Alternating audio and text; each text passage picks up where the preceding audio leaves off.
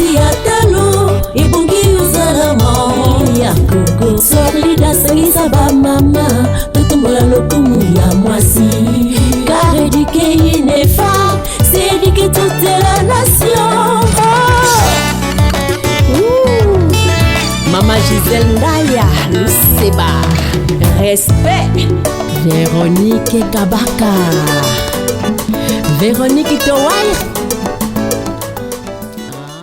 Mesdames et messieurs, bonjour et bienvenue dans votre émission Mwasi ya Talo. Mwasi ya Talo, une émission qui reçoit des dames qui innovent, qui excellent, des dames qui font un très bon travail en République démocratique du Congo, en particulier, vais-je dire, et en Afrique en général. Donc nous sommes là pour bondir à toutes ces femmes qui promettent quand même, parce que l'Afrique a besoin des repères, l'Afrique a besoin des modèles, surtout la jeunesse.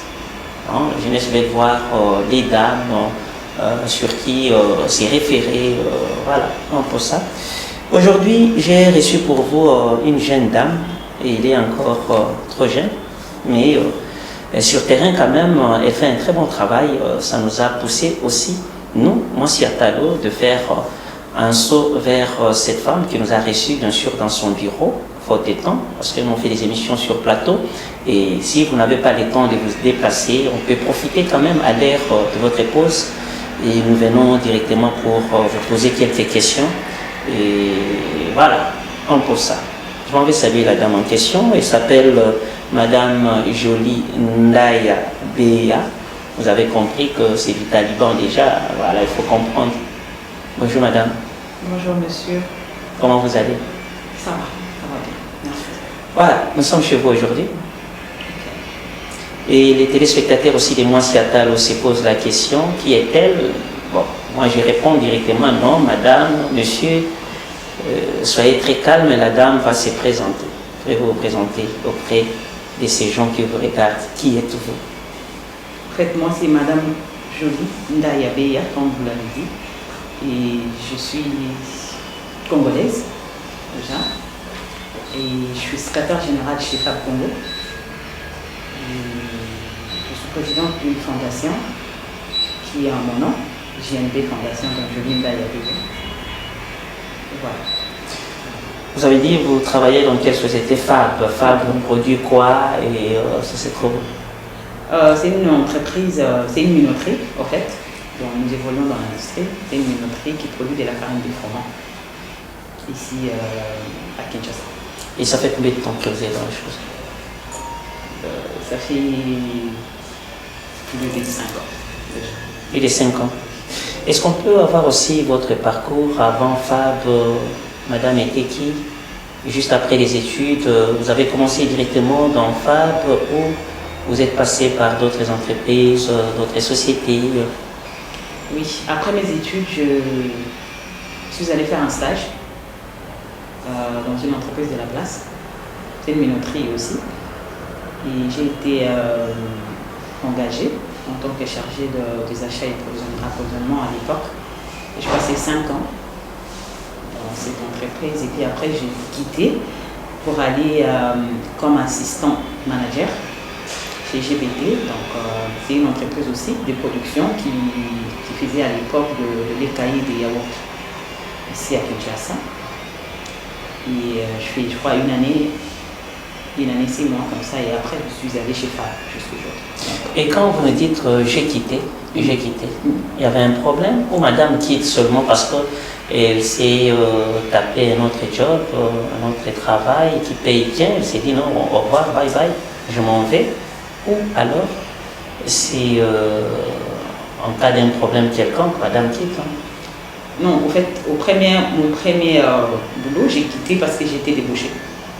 Déjà, par rapport à l'expérience, par rapport à ce que je faisais de l'autre côté. Et les autres ont trouvé mieux de m'avoir avec eux. Donc on m'a sollicité, j'ai répondu favorable, je suis allée pour travailler.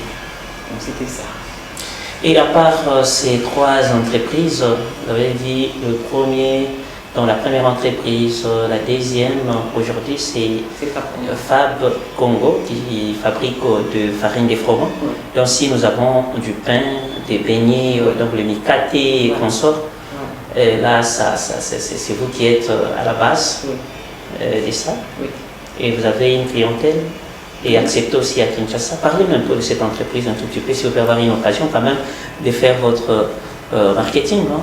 Dans les 10 minutes peut-être. C'est la marque déjà, Fab Congo, c'est une farine de froment et c'est de la bonne qualité. Bon, on dirait que c'est parce que je travaille là-bas, mais je vous invite à goûter, c'est de la bonne qualité.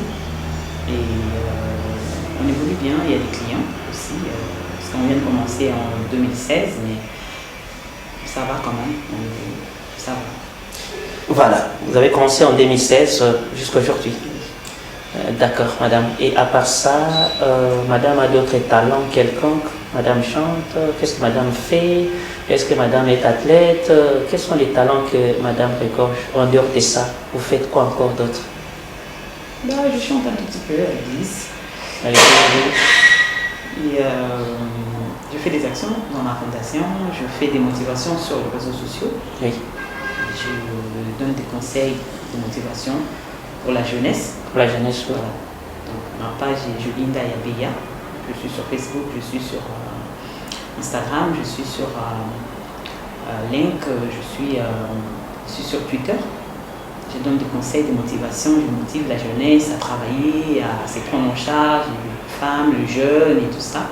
Et avec ma fondation aussi, j'ai fait des actions, j'apporte de l'aide aux vulnérables, des aveugles, même des mamans, de jeunes filles. Des fois, j'organise des conférences en discussion avec des jeunes filles et on parle de tout, de rien, de petits problèmes qui nous tracassent et qui des fois, perturbent un peu la jeunesse.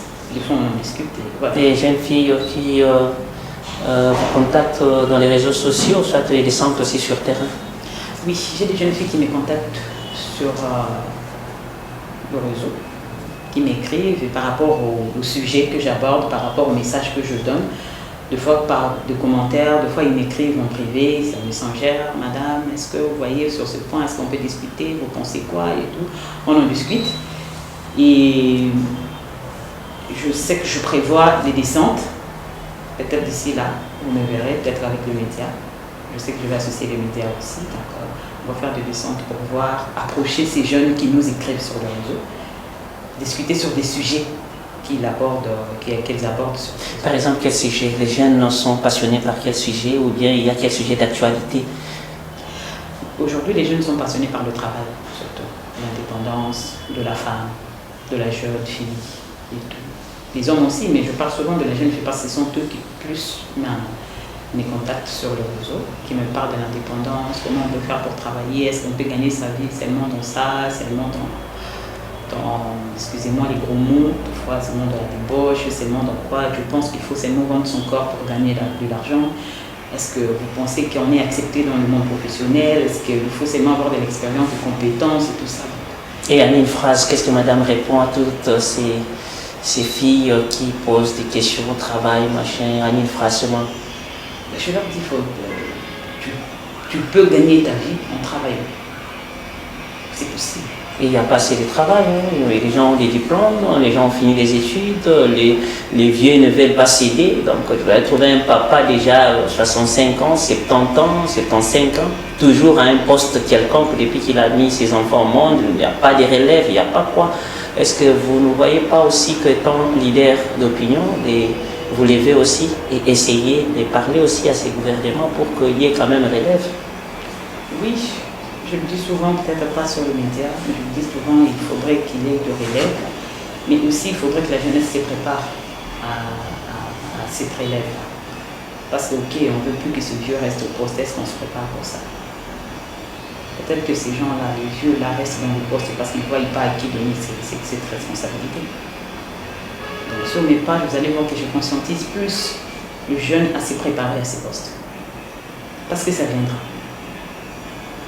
Et pourquoi tu as choisi, je peux vous tutoyer quand même, parce que c'est bon, voilà, ça c'est déjà une famille. Pourquoi tu as choisi d'abord les jeunes, de parler avec les jeunes sur les travail? Il y a plusieurs choses, peut-être d'inspiration, mais tu choisis que le travail, discuter avec les jeunes et consorts. Comment étaient tes débuts pour avoir le travail? C'était facile? C'était difficile? Si c'était difficile, quelles a été les difficultés que tu avais rencontrées aussi au travail? C'est facile de prendre une jeune fille trop belle, jolie, belle détail de figure, voilà, au travail? Ou ça se passe comme on a toujours entendu que non, pour avoir une fille comme ça, tu l'as peignée, hein? Le secrétaire qui dit non, voilà, c'est moi qui va t'amener chez le boss, si je ne vais pas de moi, je n'amène pas ton collègue, je déchire ça.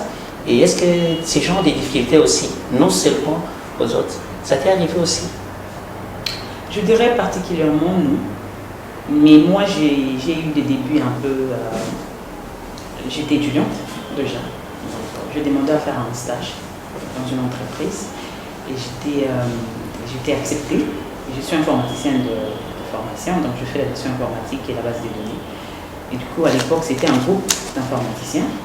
On a mis en place un petit logiciel qui pouvait gérer le service d'approvisionnement et les achats. Et c'est par là que j'ai décroché mon travail. Donc, vu que j'étais la seule fille parmi les hommes, l'entreprise a préféré de pouvoir garder la fille. Ils m'ont dit, écoute, c'est difficile de trouver des techniciennes jeunes, des filles, à mon temps, à l'époque. Donc, ils ont dit, on va te proposer le travail. J'ai dit, mais j'étais encore étudiante, donc je devais travailler le matin. Je viens le matin, je travaille jusqu'à 12h, je vais au cours. Et si je dois étudier les après-midi, donc je viens je vais au cours le matin et le soir, je viens travailler. Oui, ça a été difficile aussi parce que c'est un monde que je ne connaissais pas du tout. Et le travail, c'est vraiment une expérience autre que ce qu'on nous dit. Parce que là-bas, il te faut beaucoup de courage, il faut l'intelligence, il faut surtout la sagesse quand tu es une jeune fille.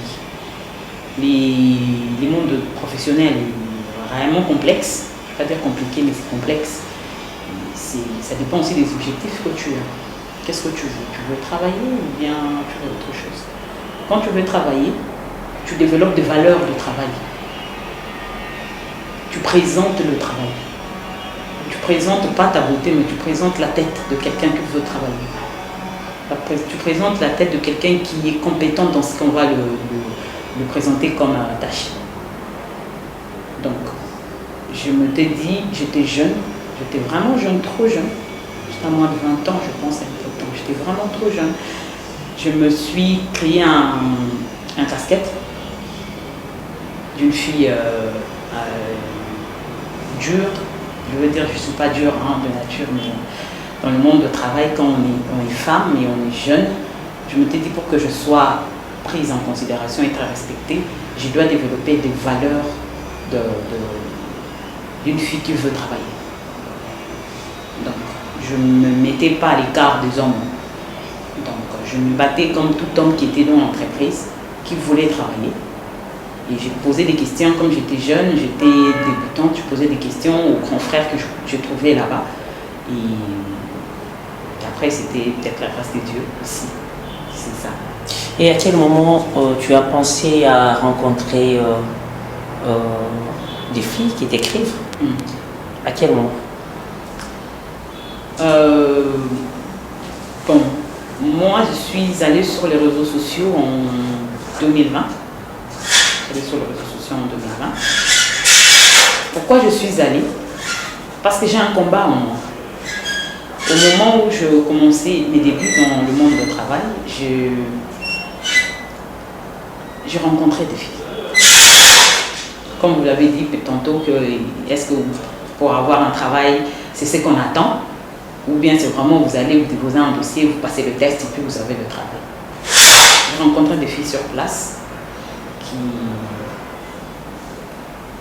qui avait ça, ce que vous avez dit. C'est-à-dire qu'il présente aussi son corps, elle est très belle, elle s'est dit avec ma beauté, je peux décrocher le travail. Avec ça, je peux décrocher le travail. Et du coup, on était nombreuses, il y avait beaucoup de filles. Il y avait beaucoup de filles. Et moi, je suivais les comportements de filles. J'observais.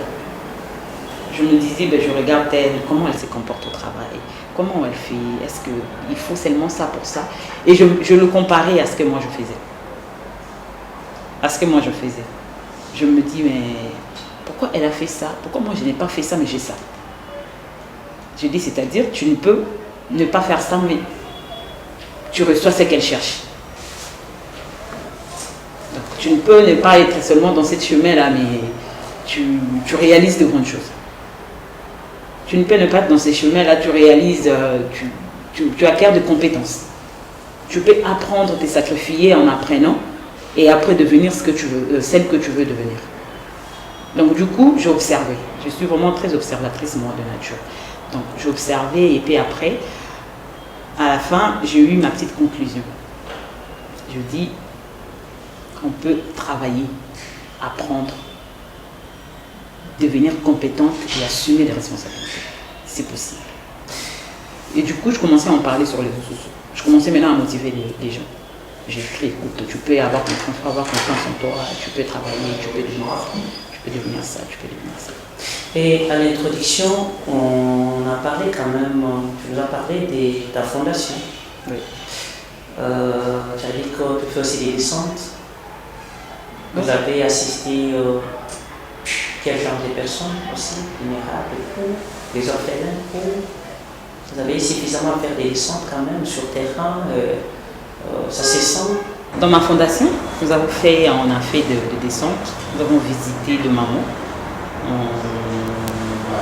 L'année passée, on a visité des mamans maraîchères du marché de Kingasani. On a essayé de parler avec eux, leur motiver, on a donné un tout petit peu de financement aussi pour les aider à ce qu'ils sont en train de faire déjà, pour augmenter un peu la capitale de leur business.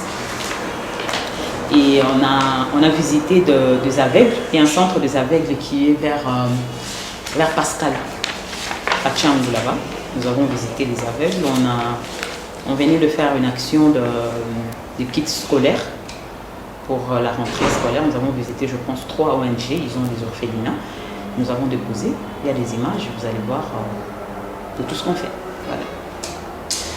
Voilà. Et maintenant, parlons du fait que vous êtes en contact, je trouve en contact avec des jeunes, sur les réseaux sociaux, sur terrain aussi. Et est-ce qu'il y a des endroits appropriés où tu fais des descentes quand même, où il y a des jeunes filles et parler aisément de leurs difficultés, de tout ce qu'ils sont en train de penser à propos? Bon, je descends. Souvent, il y a des filles qui m'écrivent et qui m'invitent. J'y vais, mais je ne médiatise pas. J'y vais, on discute sur des questions de réalité. Et pourquoi ne pas médiatiser? Ce sont des filles qui demandent sur leur demande, bien sûr, ou alors c'est... Il y a certaines filles qui me disent non, on ne veut pas. On ne veut pas la télé, c'est ce qu'ils me disent. Et là, c'est avant de parler sur un sujet qui choque. Il y a des sujets qui choquent, hein. Il y a des sujets qui choquent, il y a des sujets de viol. Parlons un peu des sujets qui choquent parmi, vous avez parlé du travail, oui, à la recherche du travail. Là, je voulais aussi ajouter une petite question de savoir, est-ce que les filles qui demandent du travail, qui demandent de travailler, en les sentant, la manière dont vous échangez avec ces filles-là, elles sont intelligentes? Oui, je trouve des filles intelligentes. Je trouve des filles intelligentes et si j'ai le moyen de pouvoir bouger un peu dans mes contacts, pour qu'ils aient un boulot, je recommande. Je recommande. Parce que déjà, tu fais l'interview avec moi-même. Je mesure la capacité, je t'évalue et puis après, je peux te recommander aussi. Je reçois des offres. Quels sont les milliers de filles on peut trouver des problèmes à résoudre? Tu as fait des descentes où et où? J'ai fait des descentes dans des lycées. Parce que je suis à la base lycéenne, hein. Je suis passée par là. Donc, je fais des descentes dans des lycées, dans des quartiers vers Massina, le quartier vers Kassavubu. Il y a des quartiers vers Kassavubu, vers la commune de Massina aussi. Je fais des descentes. On a discuté sur la réalité de la vie, ce qu'elles rencontrent, qu'est-ce qu'elles rencontrent comme problème. Il y a beaucoup, hein, il y a de problèmes. Il y a quel problème? Je me suis rendu compte qu'on a du travail à faire. Il y a un problème dans les lycées, on suppose que les lycées, c'est un endroit où il n'y a que des femmes. Il n'y a que des femmes. Et professeurs femmes, je pense. Non. Il y a pas des femmes, il y a aussi des hommes. Hein. Il y a aussi des hommes. Mais les élèves sont que de filles. Des filles. Voilà, mais c'est ça, c'est à boire et à manger. Dans les lycées, on les attise un peu de trop, les lesbianismes et consorts. Est-il vrai qu'il y a de ces élèves qui viennent là-bas pour, c'est pas moi, draguer leurs copines, les encadrer, c'est pas moi, il y a un phénomène qui ronge à petit feu notre culture. Est-il vrai? Je dirais oui. Je suis jeune. C'est fréquent. Dans des lycées, j'en ai entendu parler aussi, par des filles que je rencontre, tout ça, qui en parlent, qui me disent, écoute, ces phénomènes-là, c'est un phénomène qu'on appelait à l'époque, moi j'ai fait du lycée à l'époque, nous on appelait ça le carénage. Carénage. Voilà, à l'époque c'était le carénage. Et comment était carénage et comment ça devient au système c'est pas moi, du lesbianisme, s'accoupler entre femmes, s'embrasser. Mais à l'époque, c'était pas du genre l'encadrement, une fille grande qui encadrait une petite. On encadrait les jeunes filles en lui donnant des cadeaux. Il y avait les grandes sœurs dans les lycées qui pointaient les filles intelligentes de l'école pour vous motiver le fois. Tu deviens comme sa petite sœur, elle peut t'amener un petit bonbon, et puis elle peut t'encourager en parlant, elle peut t'aider aussi, mais c'était pas du lesbianisme. C'était pas ça. Comment on a quitté du carénage au lesbianisme? Parce que ça bat son plein. Hein. C'est ce que je cherche à comprendre. Et les filles te disent quoi et comment ça arrive, comment? Bon, après, et d'où est venu ces genres de pratiques? Ou c'est par manque d'être aux côtés des hommes, des petits garçons dans les salles de classe? Ils disent non, nous-mêmes on peut aussi s'étastifer. Les autres, c'est par manque de confiance en soi. C'est par manque de confiance. Les autres, c'est l'habitude. Et aussi. Mauvaise habitude, je veux dire. Les autres, c'est par influence. Finance. Finance, c'est-à-dire c'est-à-dire, il y a une dame qui a de l'argent, qui a des moyens. Il te donne son argent et il devient ça. Et il devient ton mec ou ta petite. Ça dépend qui est le mec, qui est la femme, mais après. Est-ce qu'il peut savoir aussi une autre qui finance son argent pour qu'elle soit la meuf? Ça dépend, ça je ne sais pas trop parce que c'est un sujet que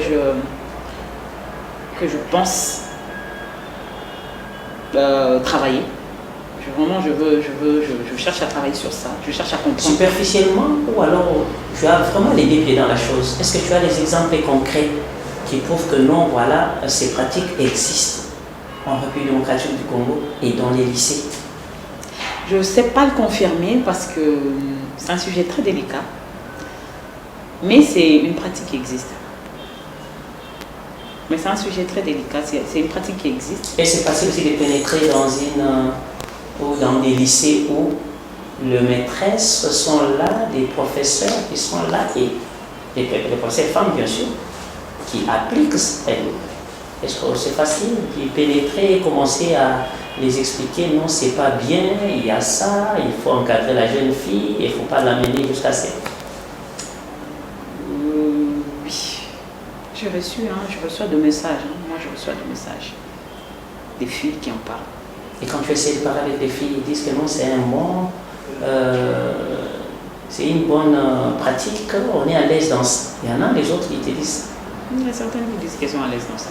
Et tu as découvert que tu as trouvé? Il y a les autres qui disent que non, c'est le manque de moyens, c'est par rapport au manque de finances, je vais financer mes études, je vais prendre soin de ma famille. Il y a beaucoup de raisons sur ça.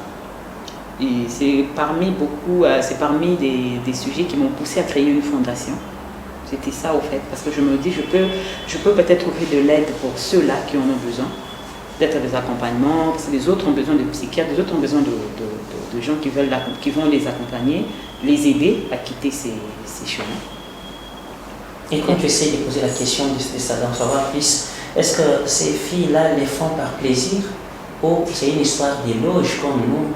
on les comprend. Parfois, on nous dit que non, ça devient pratiquement démoniaque. Il y a des esprits derrière ça.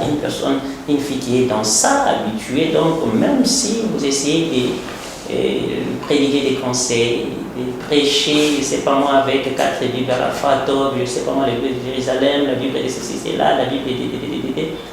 Elle ne changera pas. Elle est liée dans ça spirituellement. Moi, je dirais, je suis chrétienne. Déjà, la Bible l'interdit. Donc, je me dis, c'est lié peut-être à un esprit qui veut envahir peut-être le pays, l'Afrique, qui veut changer les ambitions de jeunes, filles surtout. Peut-être qu'il veut ramener la honte sur les jeunes filles. Est-ce qu'il y a des conséquences néfastes à une fille peut-être qui a beaucoup plus appliqué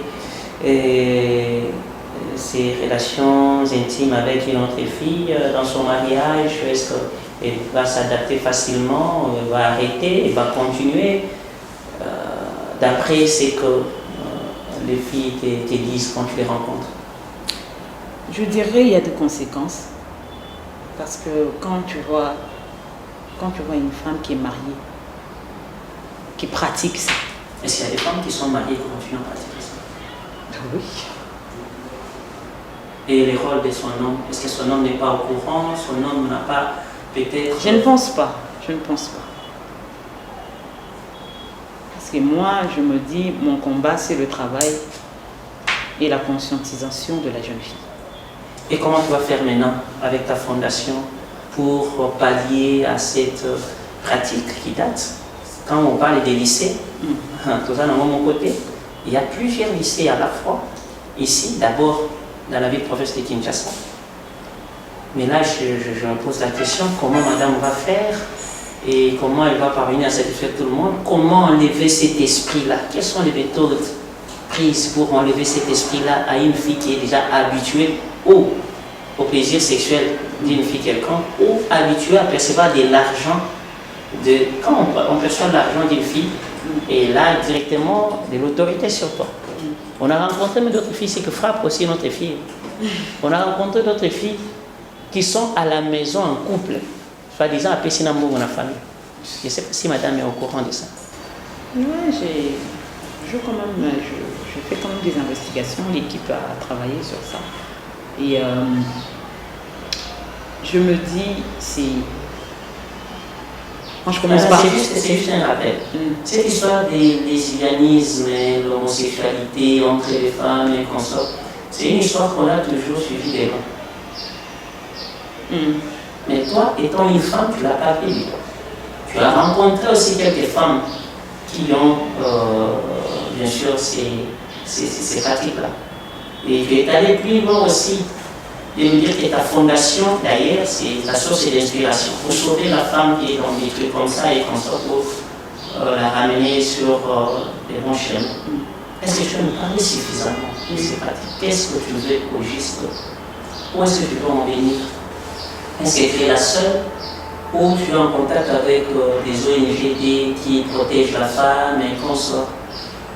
Est-ce que ces femmes-là sont prises des bons grés, ils se parlent, ça s'accorde, et puis elles donnent son aval, ou elles sont violées par force et consorts? Qu'est-ce que ces filles-là te disent? Parce que tu as dit vraiment tout content et c'est courage de t'approcher vers ces filles-là. C'est des sujets qui m'intéressent parce que j'ai été aussi avec madame la ministre de la Culture, Art et Patrimoine. Je pense que tu vas toujours la rencontrer aussi parce que ça fait partie aussi de ses prérogatives, c'est la culture. Pourquoi pas rencontrer aussi madame Gisèle du genre famille enfant. Et celle de la culture que je viens de dire tout à l'heure, c'est Cathy Fora. De rencontrer un peu, de plus recevoir, tu leur donnes aussi tes idées, et ta motivation, et essayer de vous orienter pour en faire, parce que c'est un phénomène aujourd'hui, et ça part loin.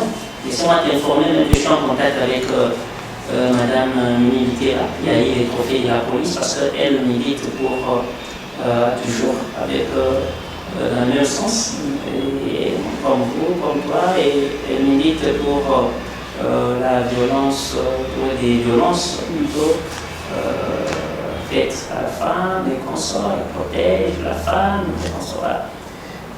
Il nous a même dit qu'à Kinshasa, il est arrivé maintenant à 2600 quelques cas des parents, papa qui couche avec des filles.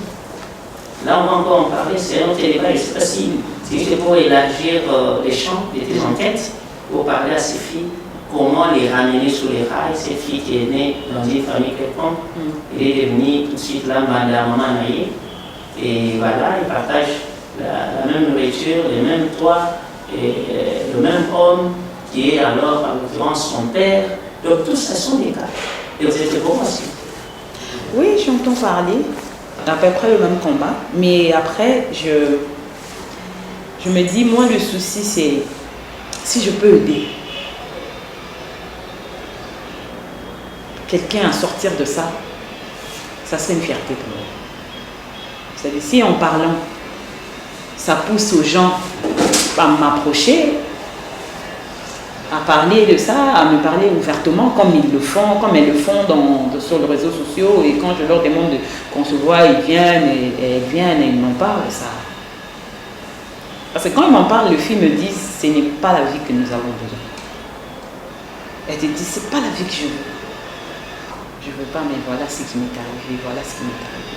Avec des conseils, je parle, mais je demanderais que les organisations, tu vois, les organisations de protection de femmes et tout ça, nous avons besoin d'eux pour nous accompagner. Qui vous accompagne,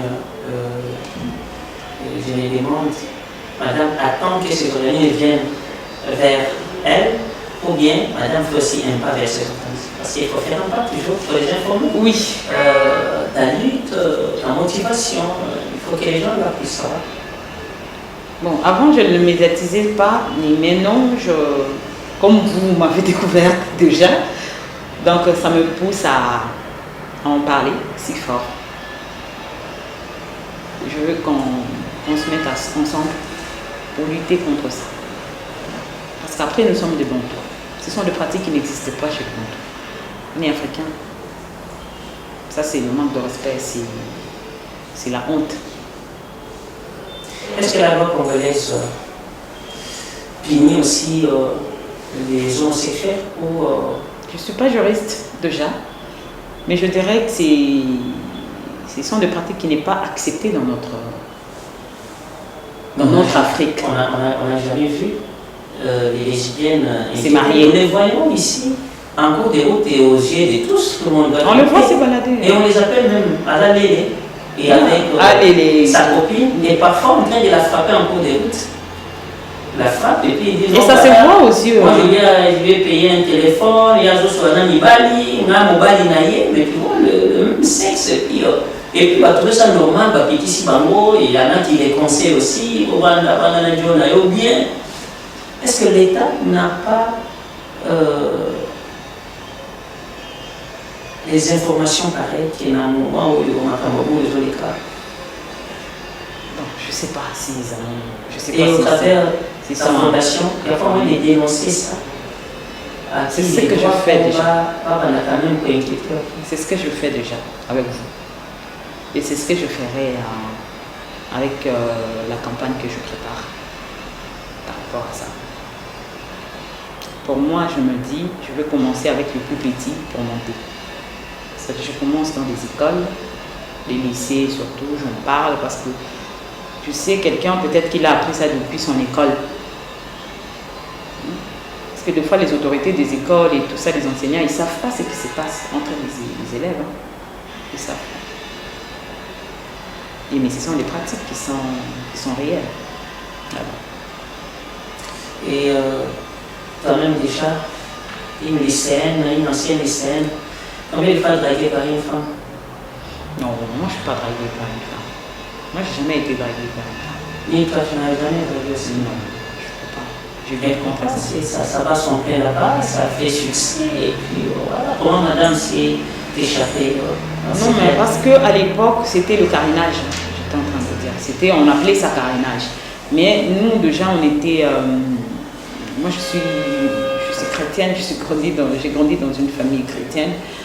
Donc on a grandi avec des valeurs. J'ai été chantre à l'église depuis de le bas âge, j'ai dirigé à la chorale et tout ça. Mais chantre, cela n'empêche pas que la chantre soit taillée. Chantre, c'est toi. Mais la personne qui était derrière, ce sont les chrétiennes ou chrétiens que les diables ont toujours tenté. Ça, c'est un esprit diabolique. Jamais tenté une fois. Moi, ça m'est jamais arrivé. Ça m'est jamais arrivé d'être draguée ou quoi que ce soit. Mais au fur et à mesure, on grandit. Je vois ça, comme vous voyez dans le rue, moi aussi je vois ça. Et des fois, j'approche pour demander c'est quoi le problème. Qu'est-ce qui n'a pas marché pour que tu deviennes ça?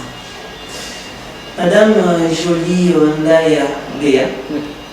mesdames et messieurs, c'est elle notre invitée d'aujourd'hui dans l'émission Moissi Atalo. En fait, elle parle avec modération, avec réserve, mais sur un sujet qui va son plein. Et moi, je pense que madame doit parler à gauche de Paris.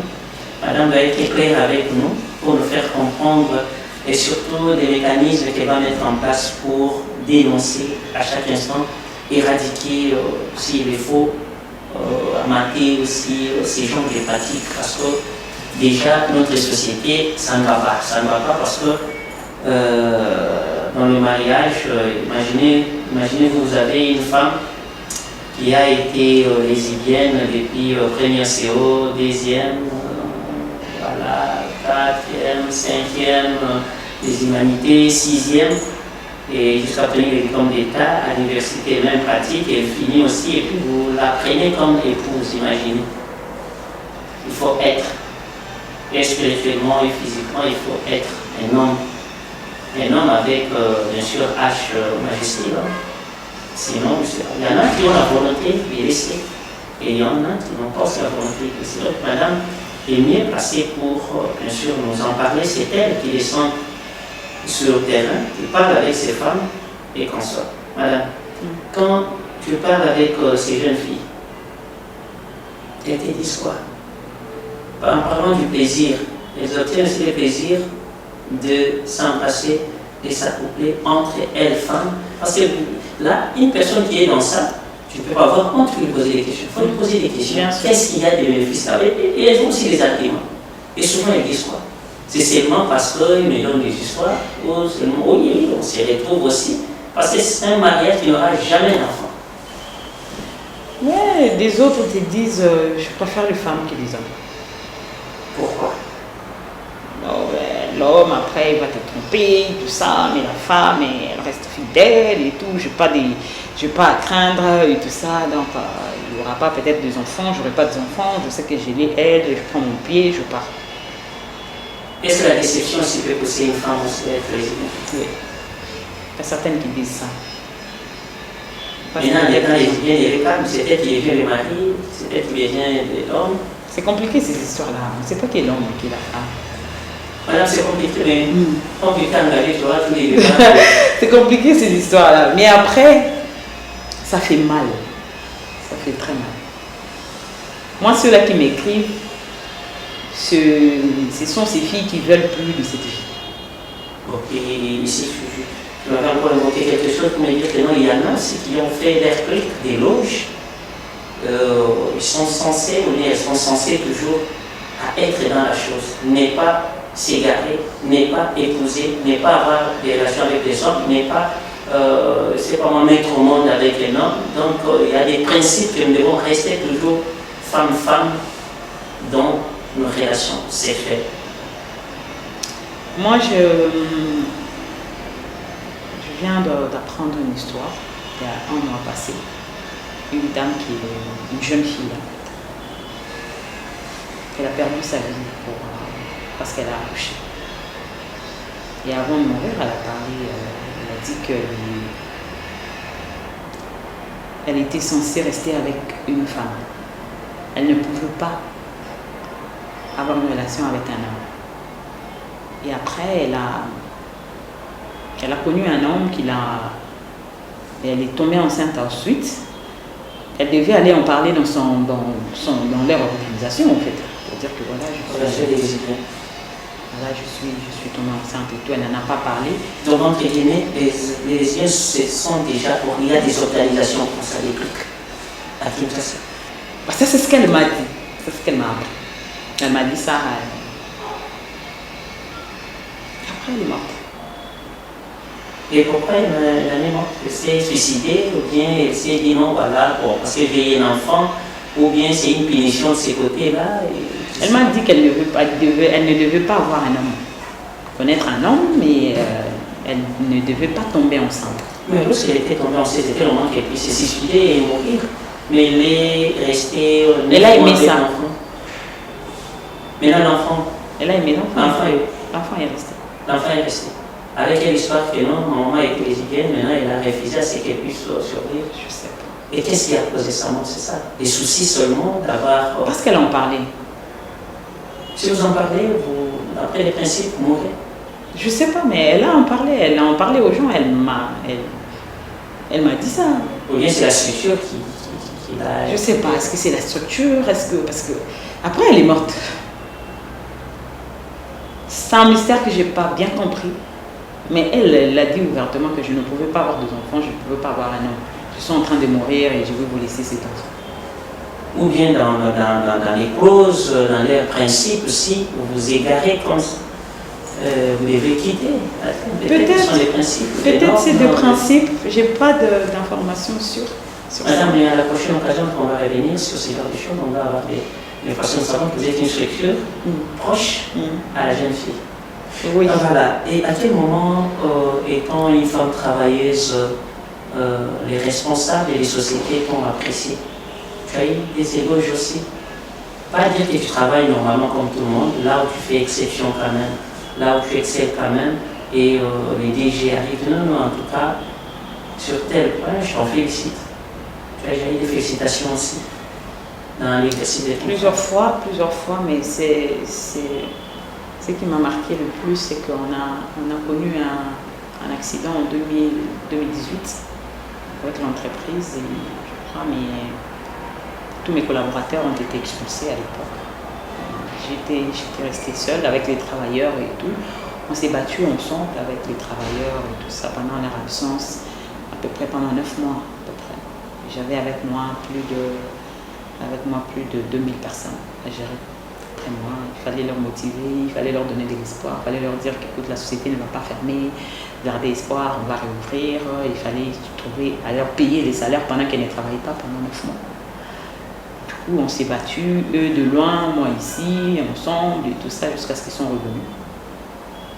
Et quand ils sont revenus, ils ont trouvé l'entreprise, tout le monde en face. Ils ont trouvé l'entreprise, ils ont trouvé les travailleurs. Le travail était très heureux et content. Moi également, j'étais content. Et eux, ils étaient plus contents. Ils m'ont félicité. Ils m'ont dit tu nous as prouvé une marque de... Et pourquoi tu n'avais pas volé de l'argent à cet instant? Prendre de l'argent et tout le monde et s'enfuir? Aller loin du pays, c'est comme aux États-Unis, en Europe, rester avec tout cet argent-là au lieu de faire bouchon pour la tête, chercher comment encadrer les 2000 travailleurs, on donne le peu là, paye d'abord 100, ici paye d'abord 80 personnes, garder l'entreprise qui a, c'est pas moi, des véhicules, c'est pas moi, des meubles et consorts. Il fallait vendre et tout et chercher, voilà. Non, mais après, j'ai dit au début de l'émission, on a des valeurs et des objectifs aussi. Quand tu sais c'est quoi ton objectif, c'est quoi ton ambition, je pense que tu fais des choses pour atteindre ton objectif. Quand ton objectif est de voler, tu vas mettre en place des bases, des valeurs pour voler, devenir un bon voleur. Voilà mon objectif.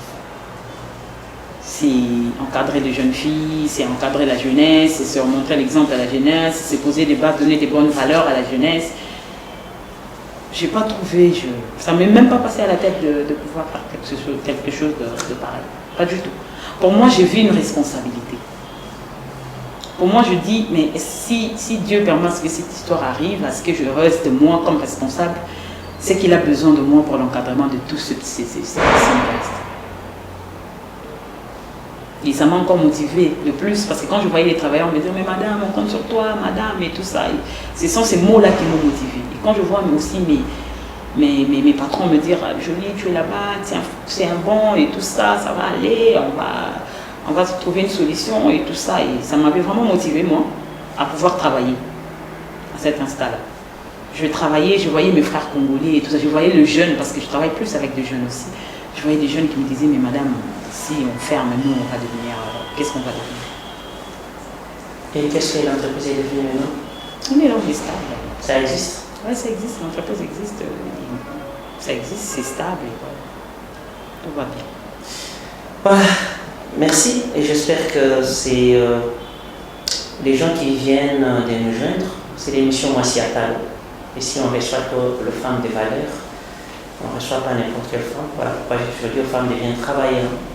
Il faut vraiment travailler, il faut maîtriser la chose, il faut se faire utile à la société. Si vous n'êtes pas utile, là, c'est madame qui va vous chercher pour vous, je ne sais pas moi, essayer de parler avec vous, vous motiver. Mais nous, ici, déjà, on vient voir les femmes qui sont utiles, les symboles, les femmes qui, demain ou après-demain, la jeunesse doit se servir comme des modèles, des repères, des références, donc comme ça. Elle est encore trop jeune, une trentaine d'âge, mais ce qu'elle est en train de faire sur le terrain nous a poussé d'être ici. Quand nous on est là, c'est-à-dire c'est les yeux de la team Moissi Atalo comme trophée panafricain de la femme de valeur qui déjà fait ses investigations, ses enquêtes pour comprendre elle est qui, elle vient d'où, elle fait quoi, qu'est-ce qu'il reste encore à faire, elle a quelle ambition. Donc tout ça, ce sont des questions que la team ou l'équipe Moissi Atalo aussi se pose. Pour la petite histoire, Moissi Atalo, c'est tout un programme de la femme. Et dedans de ces programmes, il y a pas mal de projets pour la femme. Donc il y a déjà, nous avons des coïncidences déjà sur les traits, sur notre quête ou sur nos objectifs. Voilà. Nous sommes à la 4e édition pour ce qui concerne Moissi Atalo projet comme projet des trophées panafricains de la femme de valeur. Donc pour la première fois en RD Congo, un trophée 100% femme et un trophée accompagné des cadeaux à la femme. C'est le trophée Moissi Atalo. Donc Moissi Atalo, nous sommes là pour non seulement chercher les femmes qui méritent et qu'on sort, non, parfois c'est un trophée aussi de motivation.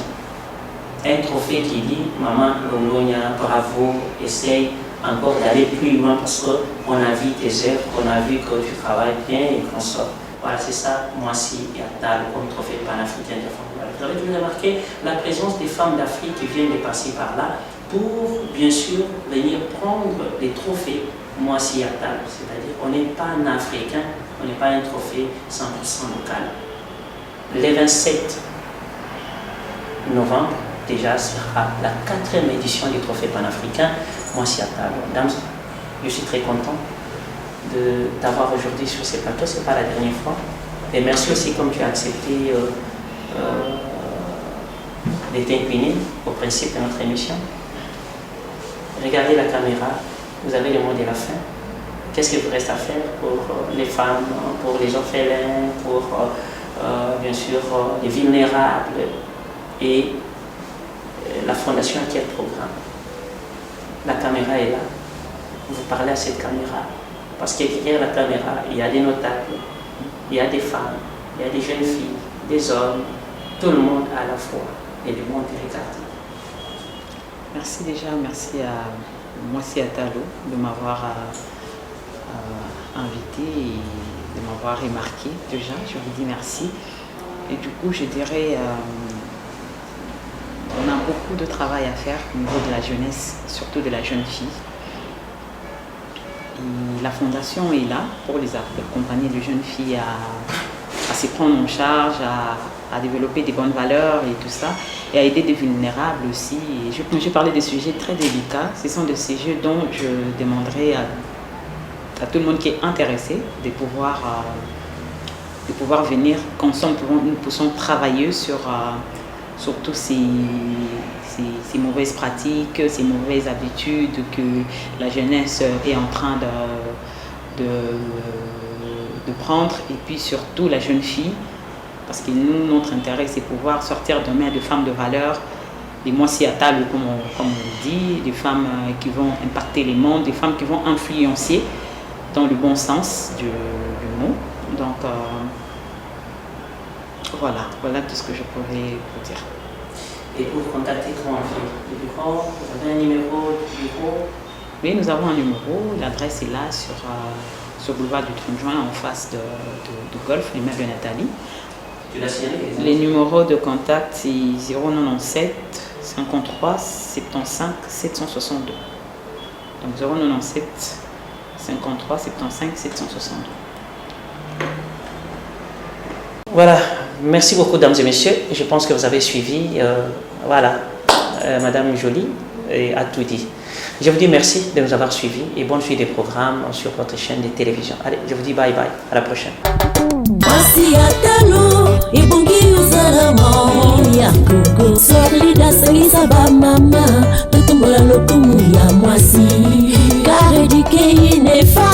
C'est éduquer toute la nation. Maman Gisèle Ndaya, Luceba, respect. Véronique Kabaka, Véronique Towai.